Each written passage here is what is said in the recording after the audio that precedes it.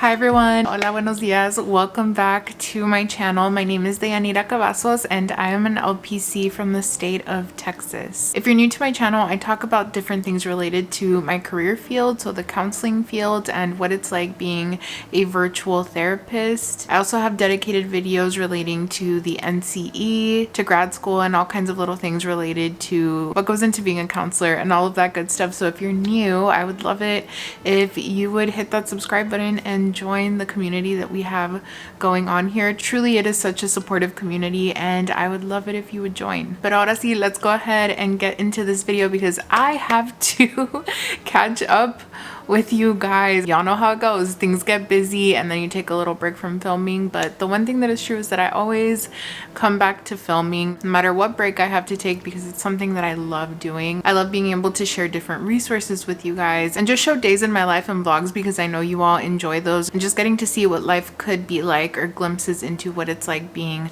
a counselor. Even though there's different ways and different work settings, I like being able to at least offer one, you know, from one perspective. So first things first, I have updates for you all because we have to catch up. I'm also going to be answering some of the questions that you all left in a previous video related to how to respond during a crisis. And if I'm honest with myself, it's going to take 2 days because I know that maybe I might not have the brain power to talk about it after sessions, but we'll see, because today I have 2 sessions. So I don't know, maybe I will be up to it. We shall see. Anything can happen in these videos. It's been a really interesting week because it is hurricane season here in South Texas and around Texas. And this year we're just getting a lot of rain so far, but I know there's different parts of Texas that are getting hit really bad. So if that is you, if you've been without power, you've just been going through it, I just want to send all the good vibes because I know how stressful and how frustrating that can be if you're in grad school, if you're in school, if you're working and you're trying to navigate all of that. I am so sorry if that is what you're going through right now. I've also been navigating talking about that with my clients because today some of my clients had to cancel because they're without power. You know, that is a normal thing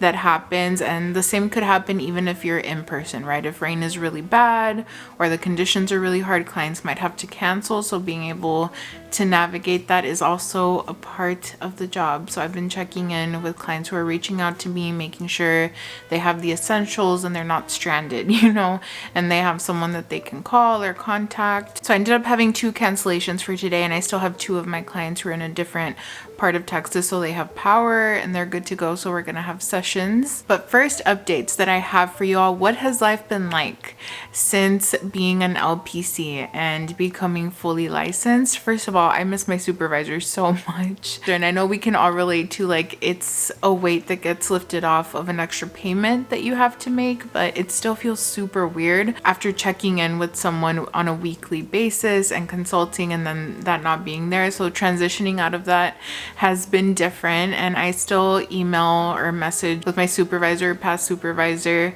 sometimes, you know, checking in every now and then, but it's not the same as like consulting and having that. So transitioning into really continuing to solidify my voice, how I navigate things, and I'm really grateful and appreciate that my supervisor really helped me learn how to do that. And there are times with clients, like with any therapist, which is the nature of our job and something that needs to be normalized because it happens in other helping fields as well, like doctors, with nurses. There are times where you are doing treatment with your clients or something might not be working, or you have to pivot because clients have new goals, or there's other things that came up, or crises, right, that might come up with clients, and it's time to really go back into treatment planning and thinking, okay, what direction are we going to take? What are we going to incorporate? Maybe this modality isn't working as well. Let's give something else a try. So one of the updates for me has been navigating that without my supervisor, right? Taking the tools that she taught me and knowing that sometimes we are going to question ourselves and we are going to doubt ourselves.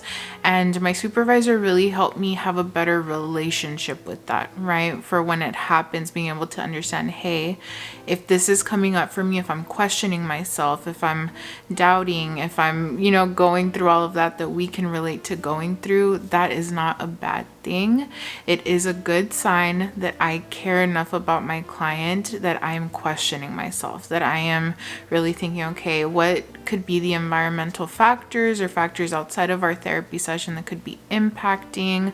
What role can I play in this? What can we change on my end to see what we can do here? So a huge thing in our journey as therapists, as counselors, is learning to have a better relationship with that inner voice that comes up with us in therapy sometimes. Sometimes it's called imposter syndrome, right? That voice of, hey, I'm an imposter, like I'm not doing a good job with my clients. We all think it sometimes, we all feel it sometimes. Some have more severity, and that could be really different, but to a certain extent, all of us who want to do a good job question at some point, like, hey, am I doing a good job? Is there something I could be doing better? And it's important to sit with that and see like, hey, you know what?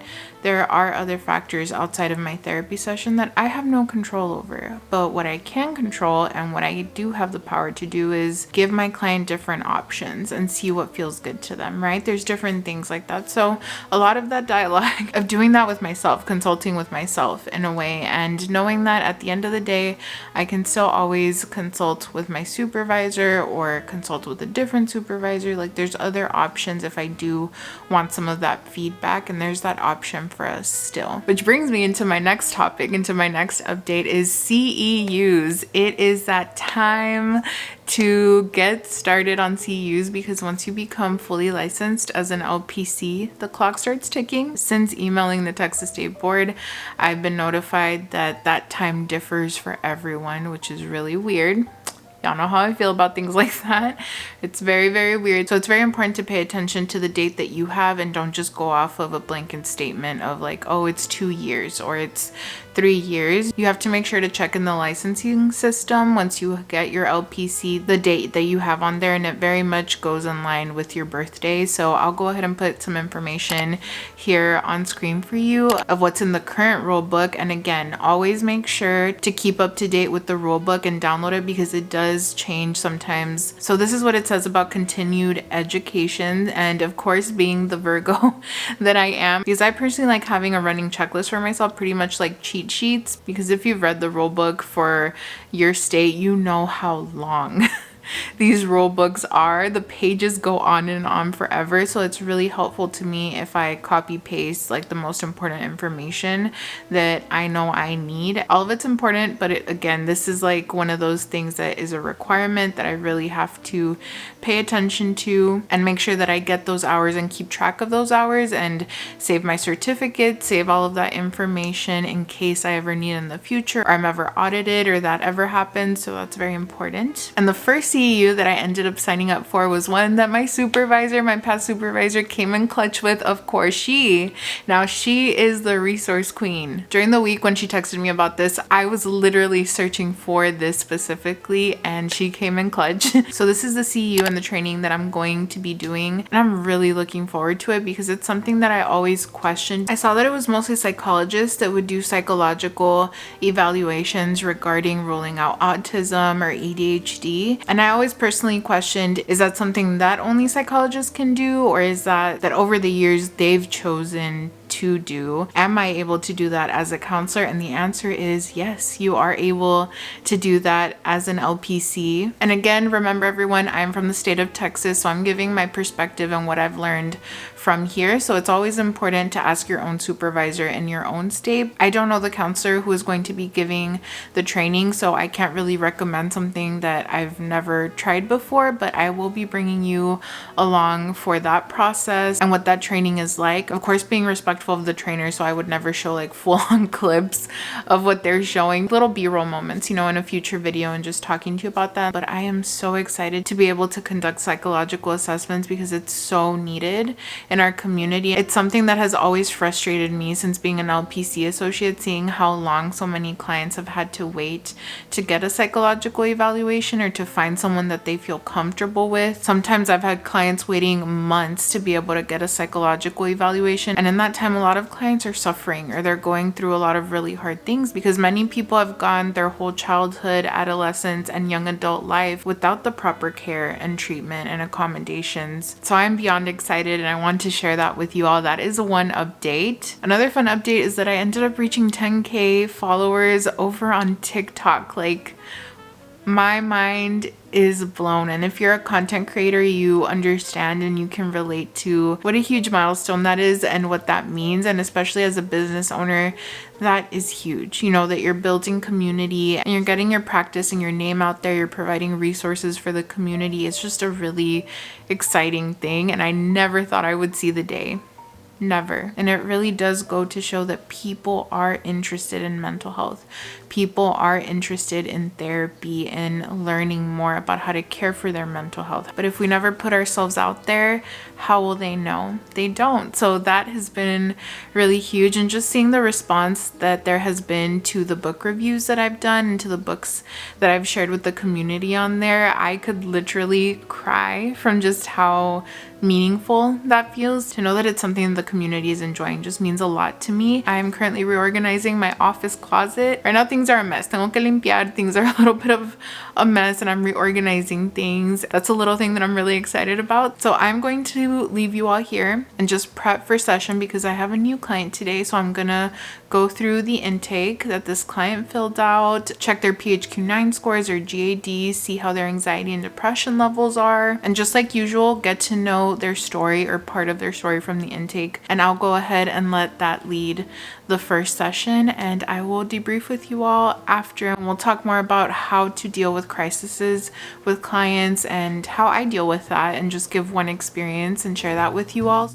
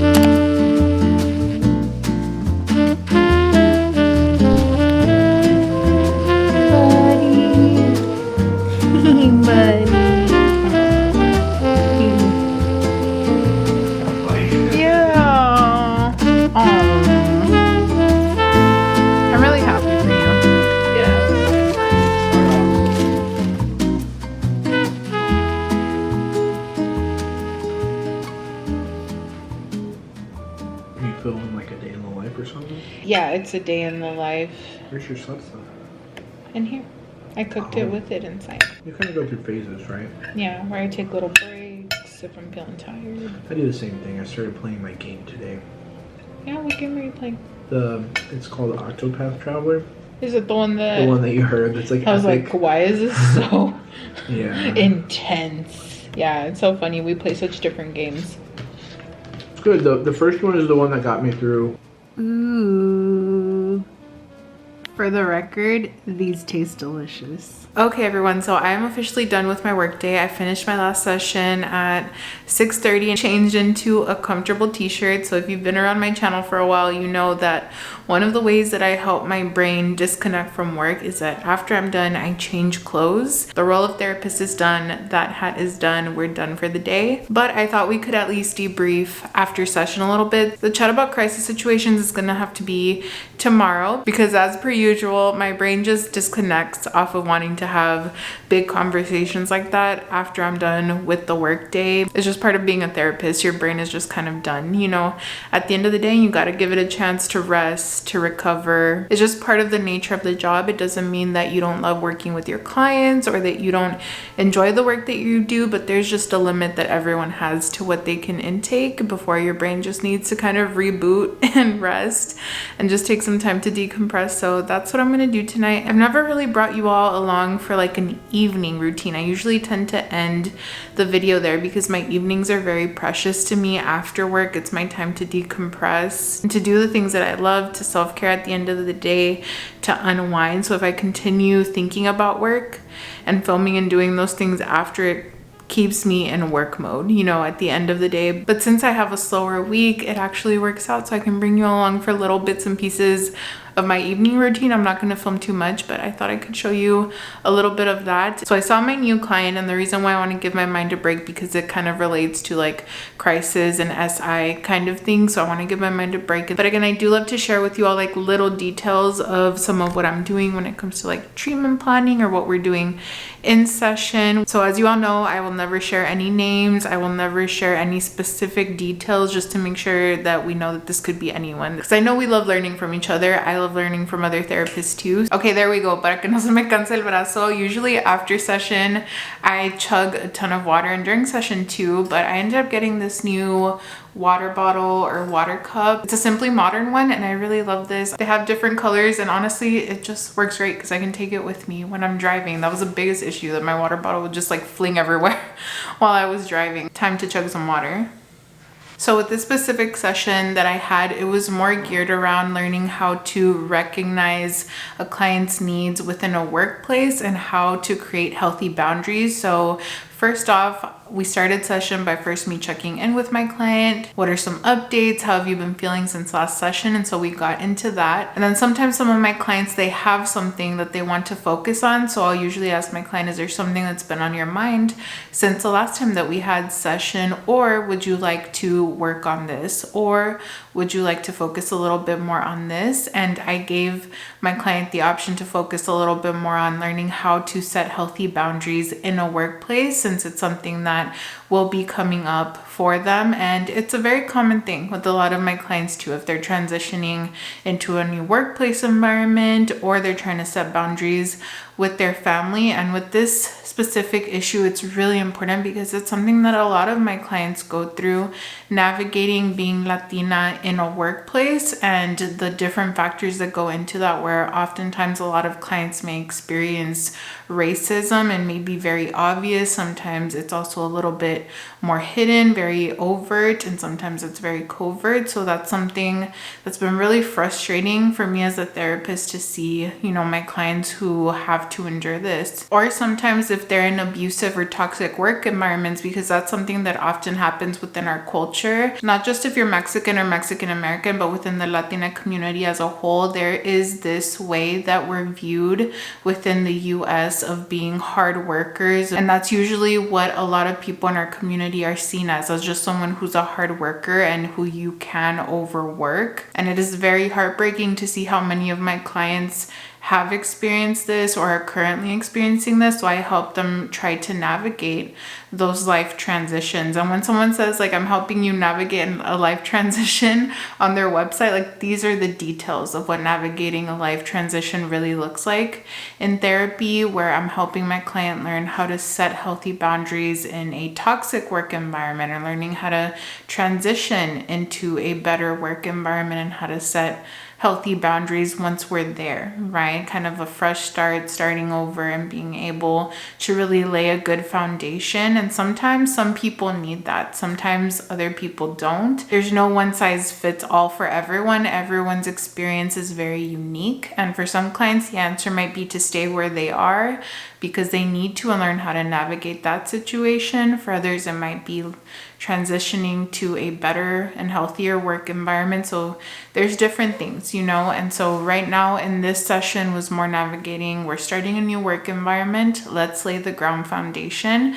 So since my client chose to go into that topic instead of sharing something else, that's what we ended up focusing on. And so this is part of the treatment planning that goes into before when you see a client. I personally like to keep this very simple. I don't like to take a ton of time on it because sometimes we may not take that route. Sometimes there might be other things that clients want to focus on, which is completely okay. And so for me, I usually like to write down at least 1 to 2 questions or 1 to 2 topics that we can go into in case one of my clients doesn't have something. So giving what they were currently going through, that was what I decided to offer and kind of bring up. Something that's also really important within our culture, like I've mentioned before in previous videos, is me explaining to my clients in therapy session why I'm asking certain things, what the point of these things are. And so in session, we're really focusing on a little bit more of reframing and learning how to do that in session, learning how to define my client's needs as well. So my client being able to say, you know what, in a healthy work environment, in the work environment I am now coming into, this is what I need, right? So we went through that, took our time with it, and then we also broke down those needs. So I asked my client a lot of reflection questions as we were going through this. So for example, I'm just going to give like a random example that didn't have to do with anything we talked about. But let's say maybe one of the things that this person needed was, you know what, when I'm in my work environment, I need to be respected, right? Let's say that was more of the blanket one. So then we really defined, okay, how does someone respect you in the workplace? They don't maybe belittle you when they're talking to you. They don't talk down to you. They're not racist toward you, right? So we really break down what that's like. And that's super important because then when it comes to setting boundaries, clients know, hey, this is what I need. So my boundary now is within a workplace that I will not allow someone to belittle me, to make racist comments toward me. And if this does happen, I will either remove myself from the situation or I will communicate that this was not appropriate and I will take action, right? So being able to really define boundaries, it first helps if we first define needs. So I don't know if this seems obvious or not, but these are things that I didn't know when I was in grad school of how exactly you walk through these things. Every counselor and therapist has a different style, right? We're all going to learn different therapeutic techniques. So for me, this is how I've designed my therapy session. I like to first start off with checking in with the client. Then second, we go into updates, any thoughts the client has, anything that's more recent, and then I go into asking, what would you like to focus on today? Because I'm more of a person-centered therapist. And yes, I combine different modalities, but at the root, I'm a person-centered therapist. So I like to first ask a client, what would you like to focus on? Sometimes clients do have something, sometimes they don't. So I like to be prepared, like I said, with a side topic or a side question that goes hand in hand with my client's goals, right? What's defined in the treatment plan, what they've said matters to them, like long-term throughout their therapy. They want to feel a certain way. They want certain things to improve in their life. So what I bring up for them as a topic or as a reflection should be congruent with their goal and with what they want or with what they wanted to focus on. And actually, I'm going to share down below a link to a document that really helped me back when I was in grad school and also when it was my first year as a therapist, just learning different little ways to treatment plan and different descriptions. There's also options on Simple Practice where treatment plans can be created. What I like to do is also keep templates of sample treatment plans. That way I can kind of copy paste and then just edit as I want to. So that is also an option for you. Templates will save you time. That is really important, being able to save yourself time and not have to do repetitive things from the beginning, being able to have templates for yourself. So yeah, that was basically the gist of my night. I'm gonna go ahead and start my little night routine and we will really talk about crisis situations and how to deal with that tomorrow. Time to play some music and take off my makeup.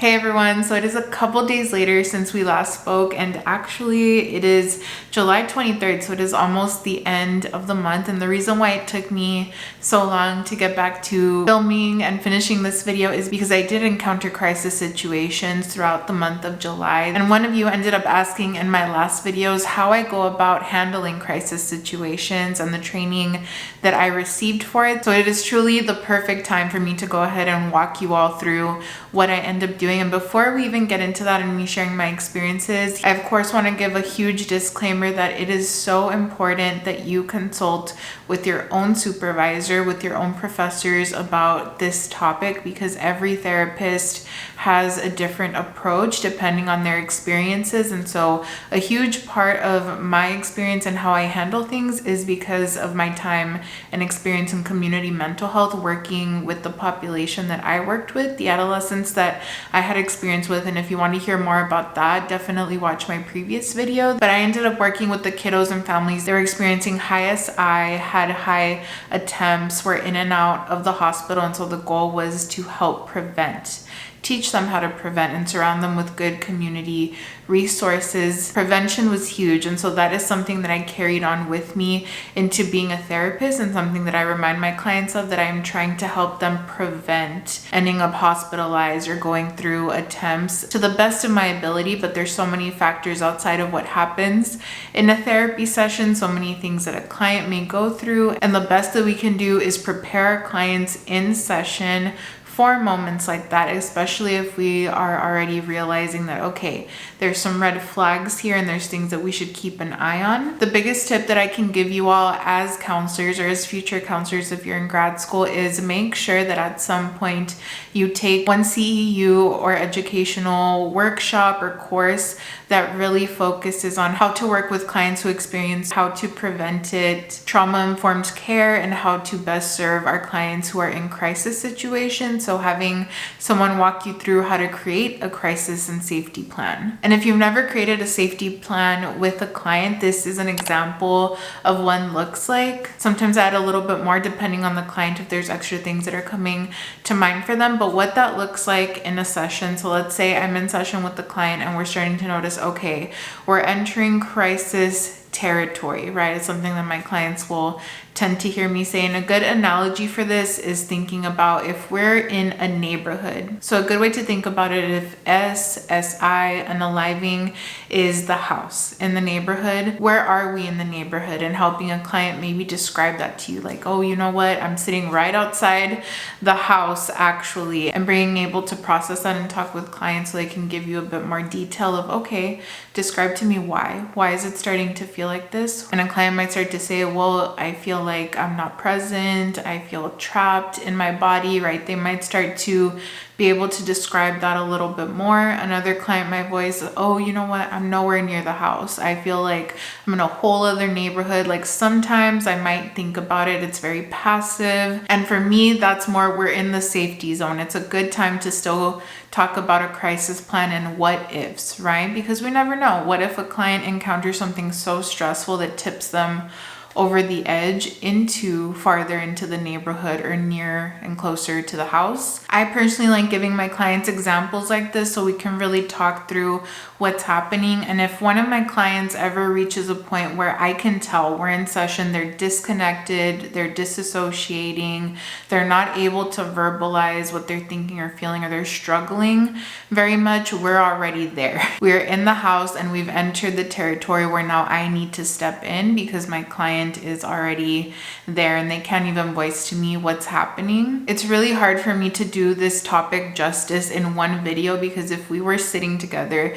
you and I, you know, therapist to therapist, counselor to counselor, or student to counselor, we'd be able to really talk this through, spend some time talking about it. And so just know that there are so many different ways to go through a situation like this, but at the foundational level, The most important thing is for us to build a good relationship with our therapy clients. Clinically, right, what we call building rapport, what that truly means is that you get to know your client well enough to where if they're in session with you and they're acting differently than they usually do, you're observing their facials, you're observing their body posture, you're observing how they're speaking, you're reading between the lines, as is our job as counselors, right? To be able to read between the lines and not just what a client is saying. Is their behavior a little off compared to usual? And that is truly what separates us from other medical professionals and other careers. So like, for example, doctors, psychiatric nurse practitioners, psychiatrists, because their job is in the moment when they're there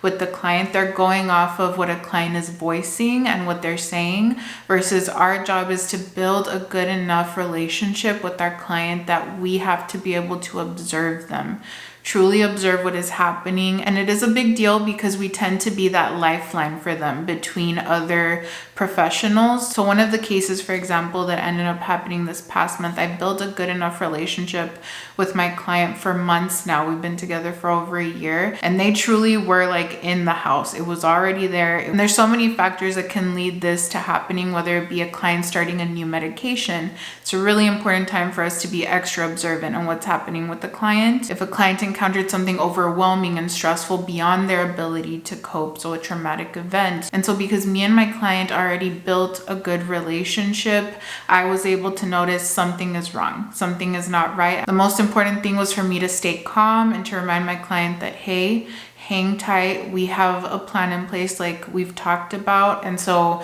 when we finished, I contacted their emergency contact. And it is very difficult, whether you're in person or if you're online, to really judge a situation if a client can't verbalize to you what is happening. So also in that same night, I got written permission from this emergency contact to be able to talk to the psychiatric nurse practitioner and get a document that me and my client were able to sit down and really work through, because my client was still in that point where we could really write down what was happening. But I knew it took every ounce of strength for my client to be able to do that. And so within that same night, the next day, we were able to contact this nurse practitioner. We were able to make changes, work out a plan. And again, I'm not giving too much detail out of one, respect for my client, but two, also confidentiality reasons. So I'm keeping this very broad so that really it could be any situation. And it's not the first time I've encountered something like this. As I'm sharing this, it's like, well, what is happening? Like, what did happen? Maybe we want to know the details.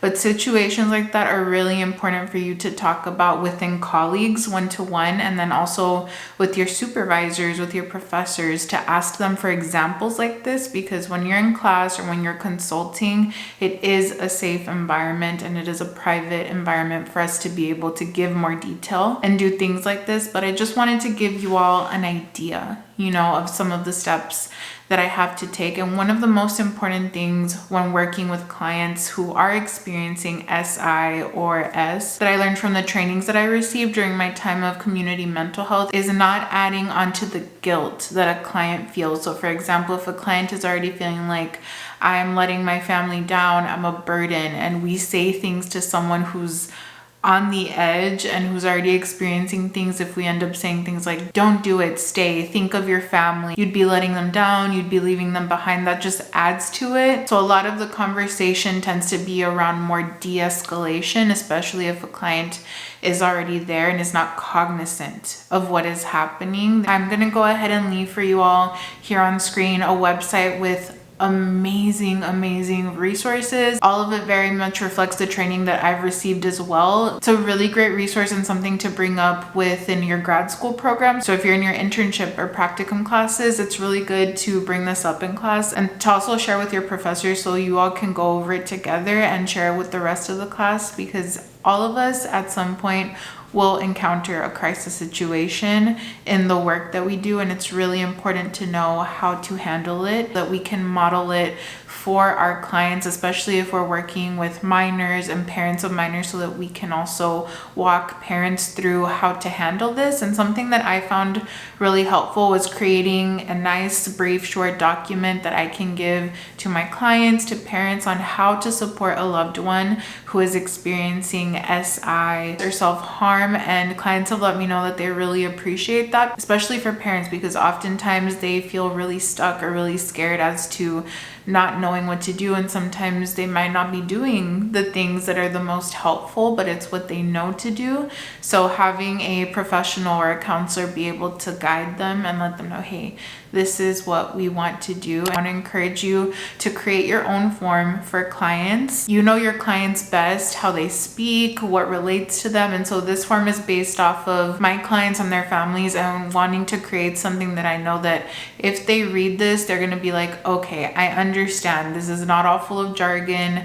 I know what to do in a crisis situation. I know when to intervene, when to call 911 or go to an emergency room if my loved one is experiencing this. It's always important that we have a safety plan in place when a client voices any type of SI. And during my time as a counselor and even as a facilitator, my approach to hospitalization has always been a preventative approach. And I always have really liked to focus more on building a good enough relationship with my clients that they understand the process of what's happening. They understand what to expect out of hospitalization, so that if it ever were to happen, we've mentally prepared and we've talked about it, and we can do it when maybe they're in a territory where we can still make a preventative decision and a voluntary decision that doesn't involve me having to call 911 and do this forcibly. And it's not something that I've had to do in my career yet. It's more so when a client has entered the territory, we've built a good enough relationship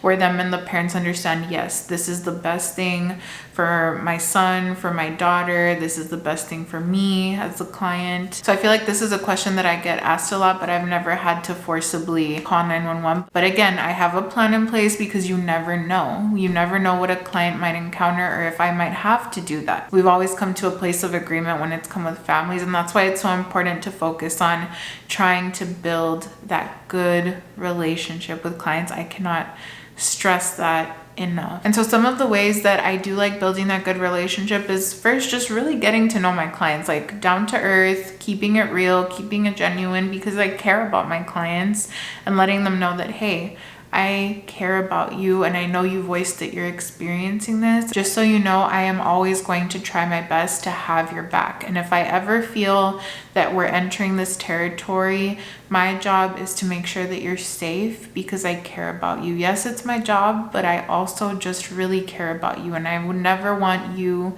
or your loved ones to be in a situation where you're lost and you're stressed and you don't know what to do. If you're ever in that situation, is it okay if we kind of talk about how to handle something like that? Something that my counseling program was always big on is giving the invitation to a client, inviting them to allow you to speak about these topics, allow them to know that they have a say, that they're involved in this, and empowering them. And so whenever my clients have voiced that they're entering this territory, I always tell them that I am so incredibly proud of them for voicing this, because I know how incredibly hard that is to do, you know, getting family involved, the guilt that comes with that. And so I always stress to them that I am so proud of them, you know, for being able to voice that and really leaning into these types of things with gentleness, because clients are already going through so much, you know, if they've entered this territory. So really bringing it back to that empowerment of reminding my clients, like, hey, we could not have prevented this if you hadn't learned these things, if you hadn't come to therapy and learned how to